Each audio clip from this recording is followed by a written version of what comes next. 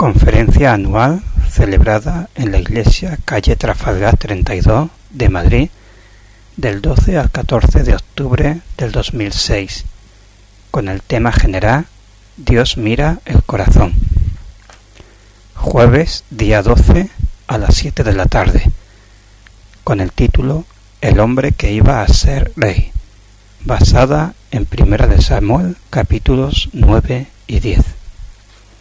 Están acostumbrados a leer un par de versículos, van a tener que hacer un esfuerzo, porque vamos a leer 2 capítulos. Quien quiera acompañarme con la lectura y quien prefiera escuchar, también puede hacerlo, pero vamos a leer 2 capítulos, 9 y 10 de 1 de Samuel. Dice así: Había un varón de Benjamín, hombre valeroso, el cual se llamaba Cis, hijo de Abiel, hijo de Zeror, hijo de Becorat, hijo de Afia, hijo de un benjamita. Y tenía él un hijo que se llamaba Saúl, joven y hermoso.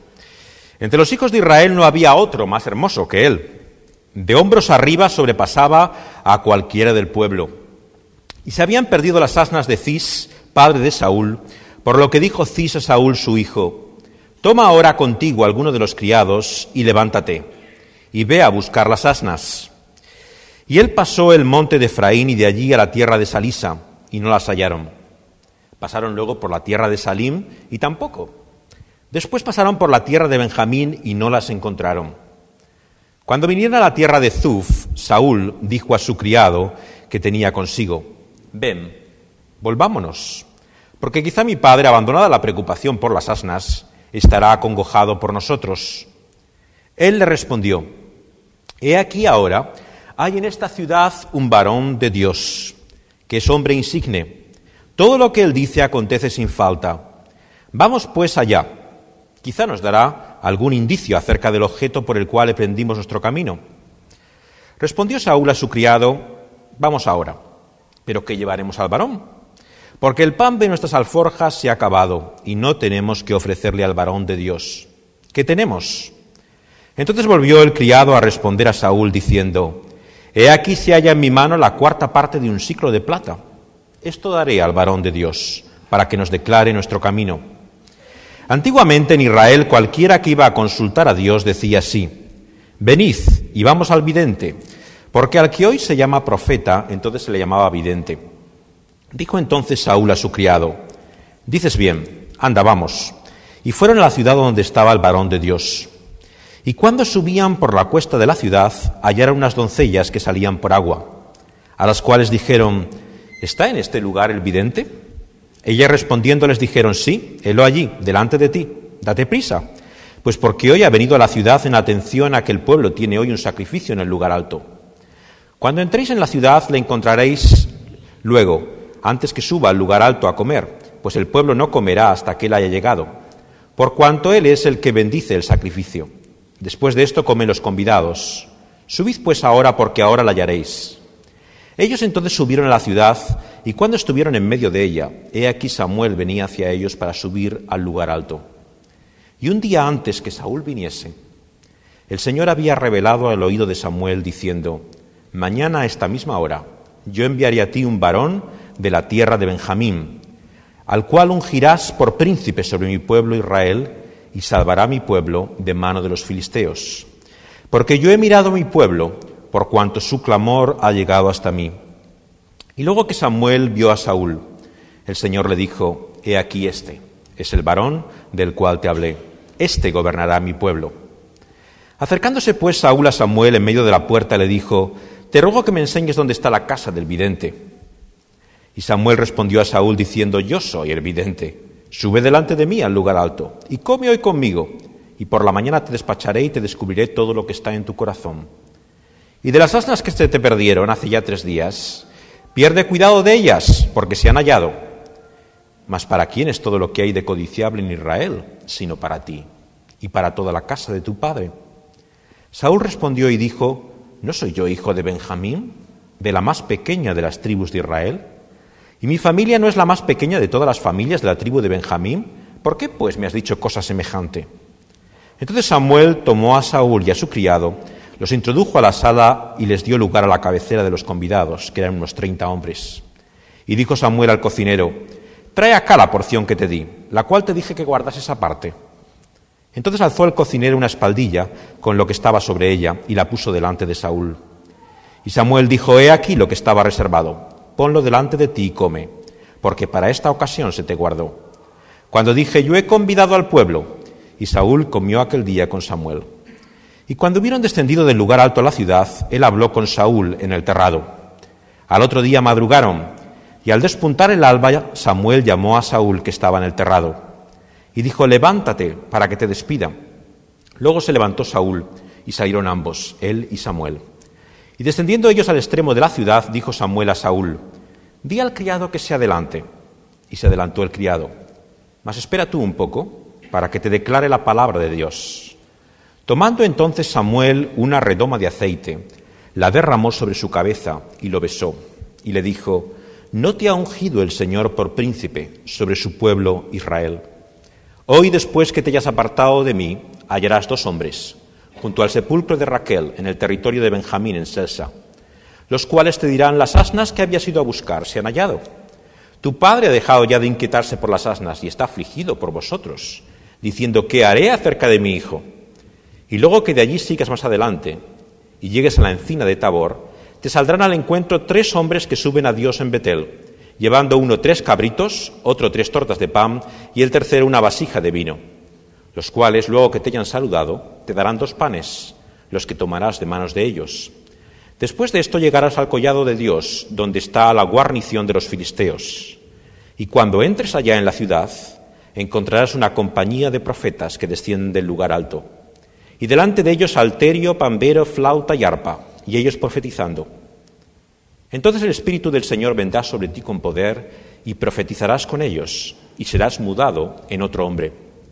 Y cuando te hayan sucedido estas señales, haz lo que te viniera a la mano, porque Dios está contigo.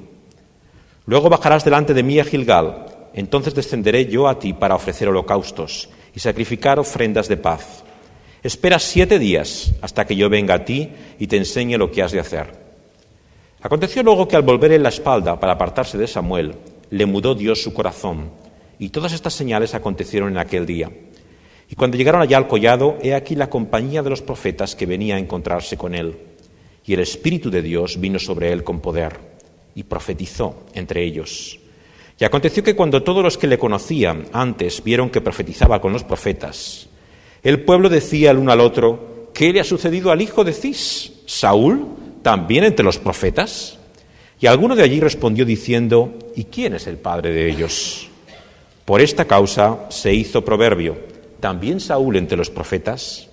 Y cesó de profetizar y llegó al lugar alto. Un tío de Saúl dijo a él y a su criado: ¿a dónde fuisteis? Y él respondió: a buscar las asnas. Y como vimos que no parecían, fuimos a Samuel. Dijo el tío de Saúl: yo te ruego que me declares qué os dijo Samuel.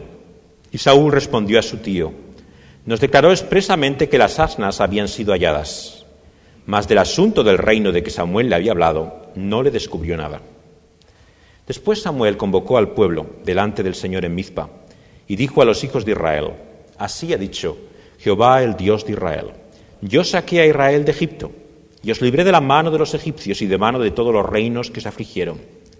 Pero vosotros habéis desechado hoy a vuestro Dios, que os guarda de todas vuestras aflicciones y angustias, y habéis dicho: no, sino pon raíz sobre nosotros. Ahora pues presentaos delante del Señor por vuestras tribus y por vuestros millares. Y haciendo Samuel que se acercasen todas las tribus de Israel, fue tomada la tribu de Benjamín. E hizo llegar la tribu de Benjamín por sus familias, y fue tomada la familia de Matri. Y de ella fue tomado Saúl, hijo de Cis, y le buscaron, pero no fue hallado. Preguntaron pues otra vez al Señor si aún no había venido allí aquel varón. Y respondió el Señor: he aquí que él está escondido entre el bagaje. Entonces corrieron y lo trajeron de allí, y puesto en medio del pueblo desde los hombros arriba, era más alto que todo el pueblo. Y Samuel dijo a todo el pueblo: habéis visto al que ha elegido el Señor, que no hay semejante a él en todo el pueblo. Entonces el pueblo clamó con alegría, diciendo: viva el rey. Samuel recitó luego al pueblo las leyes del reino, y las escribió en un libro, el cual guardó delante del Señor. Y envió Samuel a todo el pueblo, cada uno a su casa. Saúl también se fue a su casa en Gaba, y fueron con él los hombres de guerra cuyos corazones Dios había tocado. Pero algunos perversos dijeron: ¿cómo nos ha de salvar éste? Y le tuvieron en poco, y no le trajeron presente, mas él disimuló. Está aquí la lectura de la palabra de Dios. La vida está llena de misterios, pero sin lugar a dudas, el misterio más grande es la vida misma. No podemos explicar fácilmente por qué pasan las cosas que pasan. Nuestros más grandes intentos por escrutar el sentido y el propósito de los acontecimientos una y otra vez se ven frustrados. La vida tiene algo realmente de imprevisible, de la forma a veces más absurda, de las cosas más insignificantes, vemos que realmente se produce un desenlace inesperado, imprevisto. Y sin lugar a dudas, en el texto que acabamos de leer encontramos una serie de acontecimientos difíciles de explicar. Bueno, algunos nos dirían que aquí estamos ante la suerte.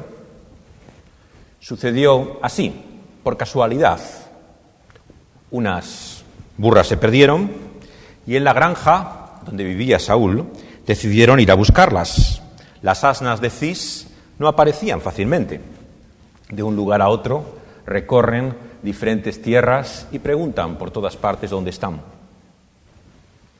Sucede que en la ciudad donde están, el criado suyo se acuerda que allí hay un siervo de Dios, un profeta, un vidente, alguien que puede tal vez ayudarles. Y sucede que al meter la mano también en el bolsillo o en su bolsa, encuentra una moneda. Sucede también que cuando llegan allí, realmente Samuel sabe mucho más de lo que ellos saben. Y toda la historia parece que juega en dos planos diferentes. Hay como un plano escondido, que digamos está en los versículos que irían propiamente del 15 al 17, que en cierta forma, si los quitáramos de su lugar, podríamos leer toda la historia seguida de una forma muy semejante a cómo ocurren los acontecimientos en la vida, sin una explicación. Estos versículos entre medio son los que nos dan la clave, por supuesto, de lo que está ocurriendo. Digamos como Dios lo ve, tal y como Él se lo revela al profeta, a Samuel. Pero la triste realidad para la mayor parte de nosotros es que ninguno de nosotros somos Samuel, y me temo que ninguno profeta ni hijo de profeta. Y nos falta esa clave de los acontecimientos. En la vida ocurren muchas cosas, pero no tenemos, como Samuel, la clave para explicarlas. No sabemos por qué ocurren las cosas que ocurren. Y por eso acercarse a lo que llamamos la providencia de Dios es acercarse, sin lugar a dudas, a un misterio. Podemos intentar racionalizarla, comprenderla, ver una lógica en ella, pero tenemos que reconocer que si no fuera por Dios y su palabra, de esta vida entenderíamos muy poco, si no nada. Realmente, nuestro texto nos muestra de qué forma también todos parecen estar, sin lugar a dudas, a tres velas de lo que ocurre. Por un lado, encontramos a Cis, que manda a su hijo a buscar esas mulas. Pero realmente lo que ocurre a partir de ahí parece velado a la mayor parte de los personajes. El criado le indica cómo encontrar al vidente, pero él mismo no sabe realmente lo que ocurre. Cuando vuelve Saúl, le ve con el pelo lleno de aceite de haber sido ungido y no comprende lo que pasa. Vemos que también la profecía que ha recibido Samuel es, por supuesto, desconocida para el resto de los personajes. Ni Cis, ni Saúl, ni su siervo saben realmente lo que ha pasado. Hay unas palabras que el profeta le dice a Saúl, pero no son suficientes para poder entender realmente qué era lo que Dios tenía previsto para Saúl. Una y otra vez parece como que se juega con esta doble realidad, con estas dos esferas. El tío con el que se cierra la historia, cuando regresan a su casa, por supuesto es el que menos entiende de nada. Cuando le pregunta qué ha ocurrido y le cuentan que han ido a buscar las asnas, no le dice ni una palabra de lo que ha pasado. Y en este sentido, tenemos que, sin lugar a dudas, identificarnos con los personajes de esta historia. Muchas veces en la vida somos los últimos los que nos enteramos realmente de lo que deberíamos saber en primer lugar. Y a los que más les importan las cosas muchas veces son los últimos en entenderlas, si es que las entendemos alguna vez. Y la historia nos muestra, por lo tanto, que Dios actúa con un propósito más alto realmente que nuestro pensamiento, que nuestra sabiduría. En nuestro texto vemos realmente la realidad, ¿no?, de cómo ciertamente Dios muestra esa mano providente de una forma sorprendente. Cuando se revela Samuel en los versículos que nos dan la clave de esta historia, en los versículos 15 al 17, el Señor le anuncia la venida de aquel varón, de aquel hombre, que era Saúl, y le dice lo siguiente: yo enviaré a ti un varón de la tierra de Benjamín, al cual ungirás por príncipe sobre mi pueblo Israel, y salvará a mi pueblo de mano de los filisteos, porque yo he mirado a mi pueblo, por cuanto su clamor ha llegado hasta mí. Alguien mira. Hay un gran ojo de Dios que todo lo contempla, que ve las cosas que nosotros no vemos. Al fin y al cabo siempre vivimos en esa realidad. Está lo público y lo desconocido. Está lo que vemos, pero también lo que ocurre en el secreto, en lo oculto. Pero Dios ve todas las cosas. Y lo que es, sin lugar a dudas, más singular, Dios escucha. Dios ha oído el clamor de su pueblo. ¿Y qué pueblo es este? Hemos hablado de él esta mañana. Leamos solamente los versículos del capítulo 8, 7 y 8, para ver qué pueblo es este. Capítulo 8 de Primera de Samuel, versículos 7 y 8. Dice así, el versículo 7 del capítulo anterior: dijo el Señor a Samuel: oye la voz del pueblo en todo lo que te digan, porque no te han desechado a ti, sino a mí.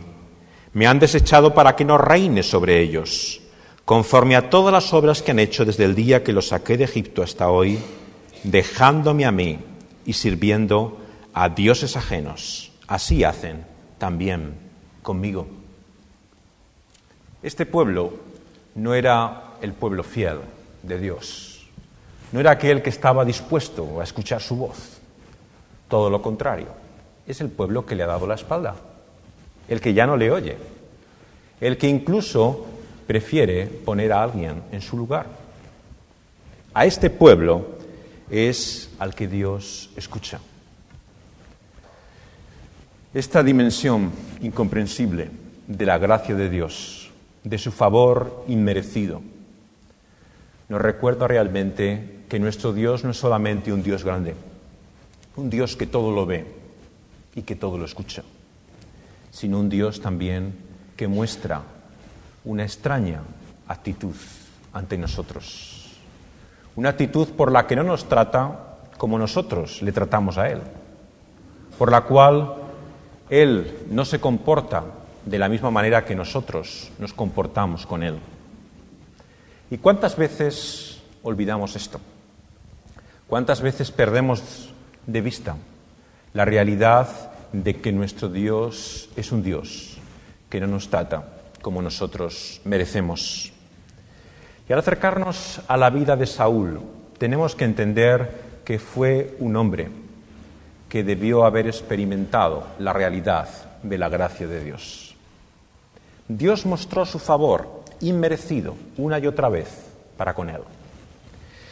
Las palabras de Saúl a Samuel en el versículo 21: no soy yo el hijo de Benjamín, de la más pequeña de las tribus de Israel.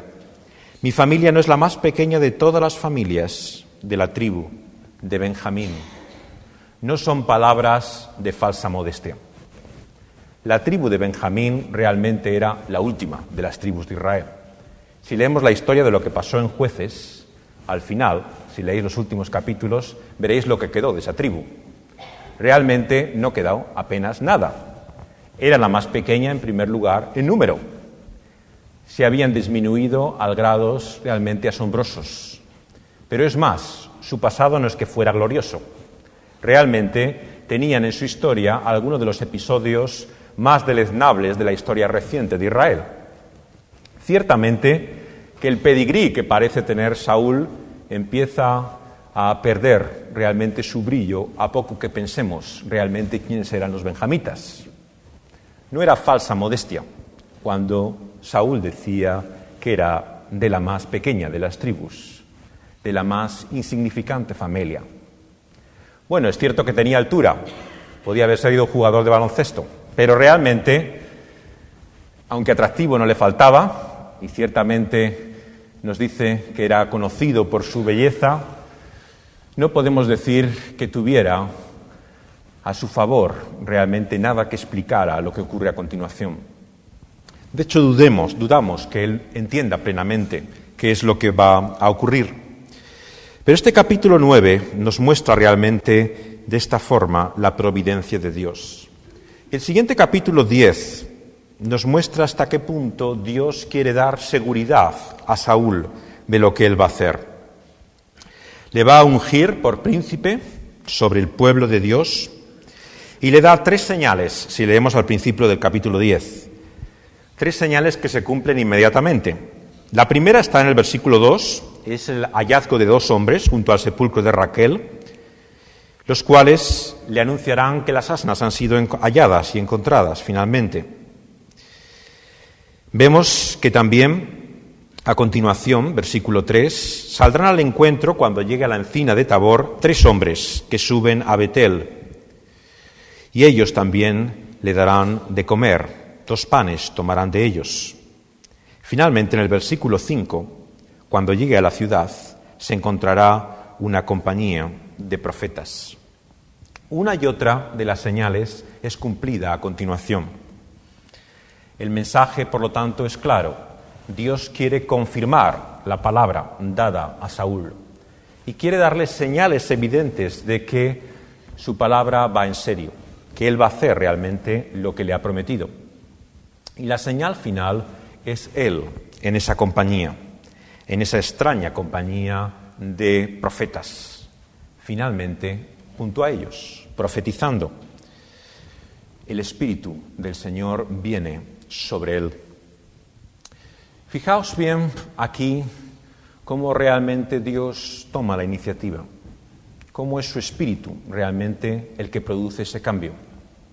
Esta mañana veíamos que el pueblo de Dios, tal y como es, dejado por sí mismo, es no solamente de oídos sordos, sino necio, totalmente inmune a la sabiduría divina.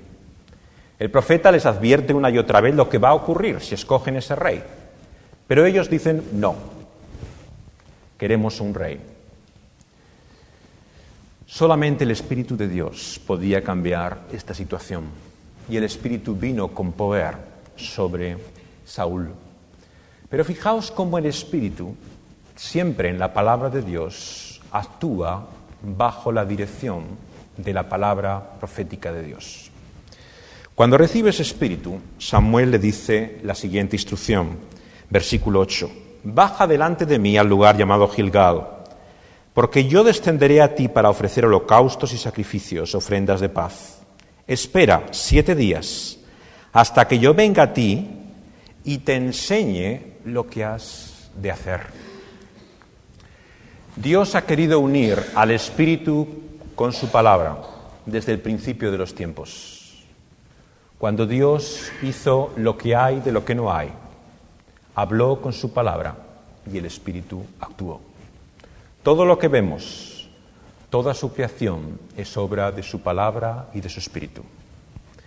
Pero cuando el Señor se propone también hacer una nueva creación, ha querido también aunar de una forma inseparable su palabra con su Espíritu.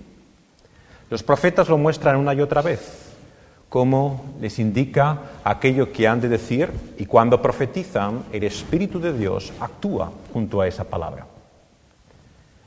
Cuando el Señor Jesucristo, finalmente el más grande de los profetas, trae la palabra de Dios, Él, Dios mismo hecho hombre, la palabra de Dios encarnada, hace grandes señales, prodigios por la obra del Espíritu, por su poder, pero también la palabra va unida a ellos. Y Él desafía una y otra vez a aquellos que asisten a sus milagros y a su ministerio a entender lo que Él hace, la obra de su Espíritu, a la luz de sus palabras. Por lo tanto, el pueblo de Dios hace bien en tener hambre y sed de su Espíritu. Pero si tenemos hambre y sed de su Espíritu, debemos querer ser enseñados por esa palabra profética, que es la que acompaña también su Espíritu. Y esta es la gran tragedia de nuestro tiempo. Un sector de la Iglesia que enfatiza solamente su Espíritu. Esperan grandes cosas de Dios. Aparentemente viven grandes milagros de Dios. Pero su palabra parece tristemente ausente. Ciertamente no ocupa un lugar central en sus reuniones. Otros, sin embargo, parecemos tan ocupados a veces con su palabra que olvidamos la realidad de su Espíritu. Pero lo que Dios ha unido, nadie lo puede separar. Su Espíritu y su palabra van inseparablemente unidas. Y vemos que a continuación Dios equipa a Saúl. A partir del versículo 10 de este capítulo 10, vemos que al llegar al collado y estar con la compañía de los profetas, la gente se maravilla y surge esta pregunta: ¿Saúl también entre los profetas? ¿Quién es el padre de ellos? Ciertamente no se referían a Samuel, que por supuesto sabían quién era, sino que hay una sorpresa en este dicho que repite varias veces: Saúl entre los profetas. Hay algo inexplicable, como una contradicción en términos. ¿Qué hace realmente este hombre ahí? Y no es así siempre en el propósito de Dios. Hay algo finalmente inexplicable que no podemos entender en la forma que Dios actúa. ¿Por qué Dios parece escoger a la persona más inapropiada? ¿Por qué Dios precisamente quiere mostrar su poder en aquel que aparentemente no solamente tiene poco, sino que no tiene ninguno? ¿Por qué Dios actúa y da fuerzas precisamente en la debilidad? Dios nos muestra aquí, en el ministerio y la unción de Saúl, que Él es realmente el que hace la diferencia. Podemos intentar comprender el misterio de Saúl, que ciertamente no lo conseguiremos entender fácilmente en esta tierra. Está este versículo enigmático, ¿no?, que acabamos de leer. El Espíritu vino, ¿no?, sobre Saúl con poder, versículo 6, profetizó con ellos y fue mudado en otro hombre. Algunos se han sentido absolutamente estupefactos ante esta realidad. ¿Por qué? Porque conocemos el final de la historia. Este es el problema muchas veces cuando leemos la Biblia. Por eso tenemos que hacer un esfuerzo para intentar olvidar el final, que todos sabemos cuál es, pero realmente intentar comprender cuál era la situación de Saúl en ese momento. Ciertamente que el final nos llena de preguntas. ¿Qué manifestación del Espíritu tuvo Saúl? ¿Qué cambio? ¿Qué mudanza? ¿Qué poder fue el que él experimentó? Pero tristemente no tenemos respuesta a estas preguntas. Lo que sí sabemos es la realidad de lo que Saúl vivió. Y Saúl vivió la obra real de su Espíritu, del Espíritu de Dios, actuando por medio de él, con poder, incluso profetizando en compañía de profetas. Y vemos que Dios no solamente actúa y equipa a aquel que está aparentemente menos predispuesto a ello, sino que Dios habla claramente. Leamos lo que dice a partir del versículo 14. El Señor, vemos que habla claramente de lo que va a hacer con Saúl, pero sin embargo permanece en ese mismo aspecto también de ocultación que mencionábamos antes. El tío de Saúl, versículos 14 y 16. Aparentemente Dios actúa en un plano, secretamente, pero Dios habla por otro claramente, que es el que encontramos por medio de Samuel, en el versículo que viene a continuación, versículo 17. Samuel convoca al pueblo y da la palabra clara de Dios, cuando el propio Saúl mismo parece realmente ocultando lo que ha ocurrido, sin saber realmente lo que ha pasado. ¿Y qué es lo que dice el Señor cuando habla con claridad por medio de Samuel? Versículo 18. Di a los hijos de Israel, así ha dicho el Señor, el Dios de Israel. Yo le saqué de Egipto a Israel. Le libré de la mano de egipcios y de mano de todos los reinos que les afligieron. Pero vosotros habéis desechado hoy a vuestro Dios, que os guarda de todas vuestras aflicciones, y habéis dicho no, sino pon rey sobre nosotros. La realidad se la pone Dios delante de sus propios ojos, ante sus propios oídos. Podríamos decir que era el momento para empezar de nuevo, para olvidar lo que había pasado, para que todas las cosas fueran nuevas. Pero el Señor comienza recordando por Samuel la realidad de dónde están ellos. Han sido el pueblo liberado por Dios, sacado de la mano de Egipto. Pero la realidad es que ahora no quieren oír su voz. Quieren que otro gobierne sobre ellos. La palabra de Dios vemos así que nos persigue sin descanso. Y gracias a Dios por ello. Dios no ha querido dejarnos sin tregua. Y una de las señales precisamente de que somos hijos suyos y formamos parte de su pueblo es que esa palabra no nos ha abandonado. Es una palabra que nos sigue y persigue incluso cuando vivimos aparentemente lejos de Él, cuando cerramos nuestros oídos ante Él y su palabra, cuando queremos seguir nuestro camino, Él y su palabra nos persigue. Y nos enfrenta siempre con la realidad de lo que somos delante de Él. Y es una realidad culpable. Claramente dice el profeta Samuel al pueblo en aquel día: vosotros habéis desechado hoy a vuestro Dios, cuando Él os guarda de todas vuestras aflicciones y angustias. ¡Qué contraste!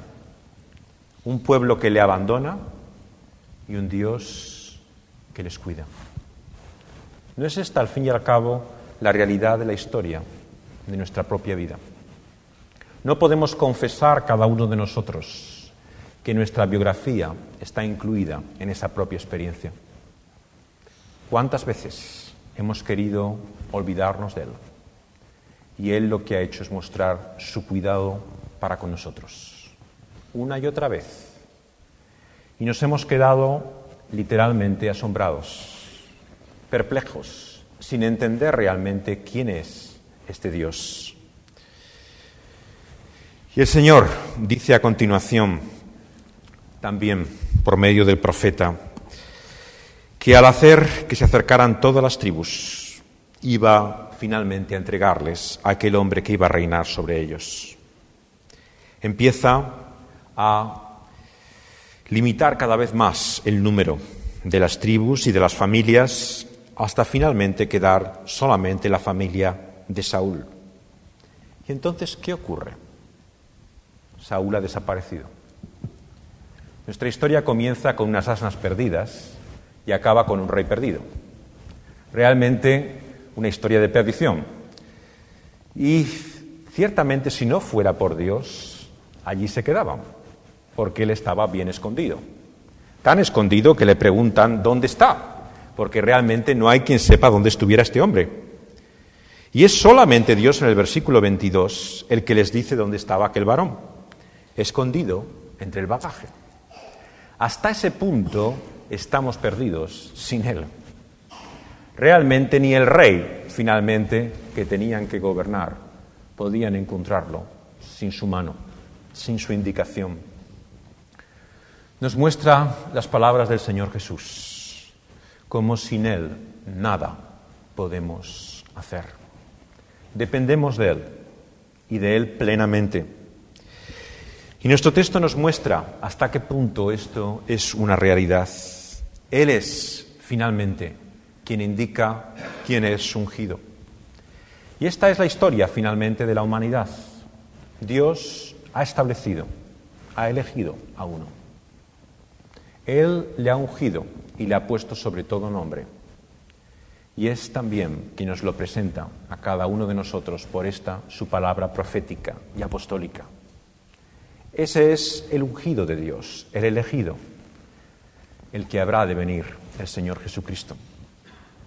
Y en este sentido, tenemos que entender que a la luz de la palabra de Dios, la profecía de Samuel apunta también a aquel que ha de venir.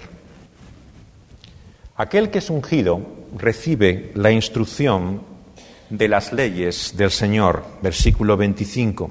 Dice nuestro texto que Samuel le recita al pueblo, en primer lugar, las leyes del reino, las escribe en un libro, el libro que guardó delante del Señor, y es así como todo el pueblo finalmente es despedido.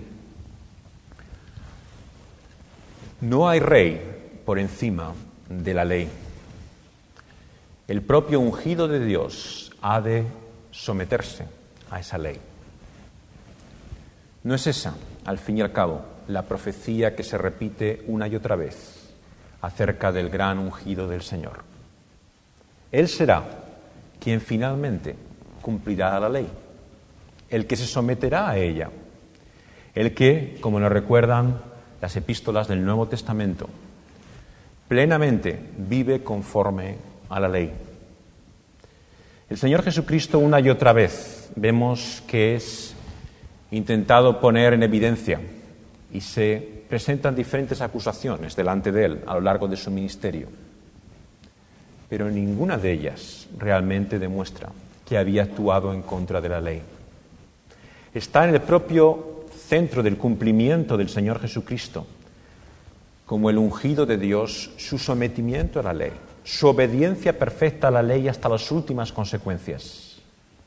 Él vivió, en definitiva, la vida que nosotros no hemos vivido. Una vida de obediencia plena, completa, entregado toda su voluntad al Padre, plenamente. Y nos dice aquí la palabra de Dios que, sin embargo, las reacciones fueron diversas. Un acontecimiento a veces lo debemos juzgar más que por el jolgorio con el cual termina, en este caso los vivas al rey y la alegría con la que aparentemente se despide la asamblea, con la realidad que solamente Dios conoce, porque Dios es quien mira el corazón.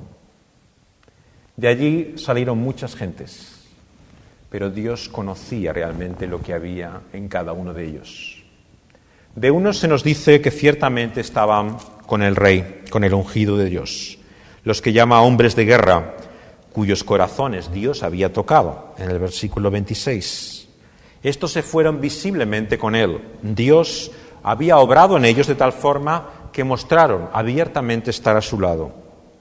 Pero había otros en el versículo 27, otros que se preguntaban cómo nos ha de salvar este. ¿No es esta, al fin y al cabo, la pregunta que tanto se siguen haciendo del ungido de Dios, del ungido en mayúsculas, del Señor Jesucristo? ¿Qué tiene que ver este conmigo? ¿Qué tiene que ver con la realidad de mi vida? ¿Qué tiene que ver Él con todas las realidades que forman realmente mi vida ahora? Mi matrimonio, mis fracasos, lo que yo soy. ¿Qué puede hacer Él por mí? ¿Qué tiene que ver Él con mi vida? Y muchos, tristemente, entonces como hoy, son divididos respecto al ungido de Dios. Algunos claramente toman su lado, pero otros vemos que son reticentes, le rechazan. Y es por eso que nuestro texto acaba también con este cuadro, un cuadro de desprecio, un cuadro de rechazo al ungido de Dios.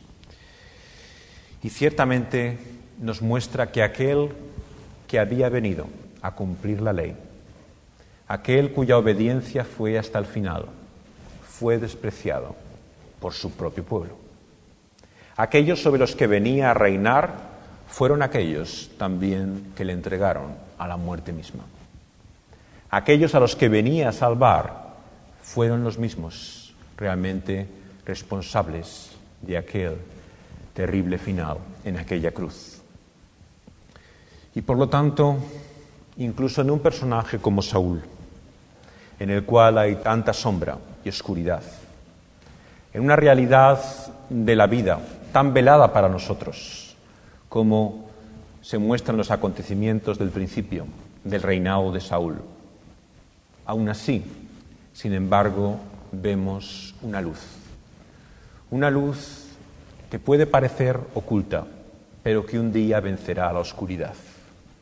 La luz que vence a la muerte misma en el poder de su resurrección nos muestra también la realidad aparentemente velada y oculta a este mundo. Dios parece haber abandonado este planeta. Parece que ya no ha quedado huella o rasgo de su presencia y de su luz en él.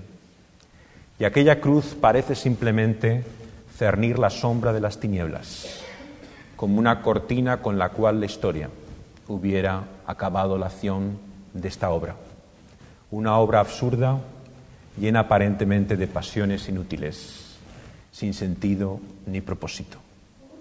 Pero la buena noticia, también con la que debemos salir de aquí, es la que nos muestra que el Señor Jesucristo es también la última palabra de Dios. Dios ha querido no solamente entregarle como el siervo fiel a su ley, como aquel que rechazado y despreciado fue llevado a aquel madero, sino aquel también que finalmente nos da la explicación, la clave oculta, aquello que realmente dará sentido finalmente a todas las cosas. Por esto es cierto que en esta vida todavía no entendemos ni comprendemos muchas cosas. Son más las preguntas y los enigmas que las respuestas que tenemos. Pero hay una visión que nunca debemos perder de vista. Él, el Alfa y la Omega, aquella palabra que es principio y fin, reina. Su gloria se muestra desde la eternidad y nos habla de lo que va a ser el final de todas las cosas. Por eso tenemos que comprender que realmente esta muerte que acaba finalmente nuestra vida no es el fin. El Señor tiene todavía la última palabra guardada. Y lo que hacemos en esta vida tiene, por lo tanto, consecuencias. Las consecuencias de lo que hacemos con aquel que Dios ha elegido, el ungido de Él, el Cristo. Lo que hagamos con el Cristo ahora determinará nuestro futuro. Cuál sea nuestra actitud y sometimiento, obediencia a aquel que Dios ha puesto como Rey y Señor, será la que nos abra las puertas de ese reino eterno o nos las cierre para siempre. Por lo tanto, queda esa disyuntiva finalmente para nosotros.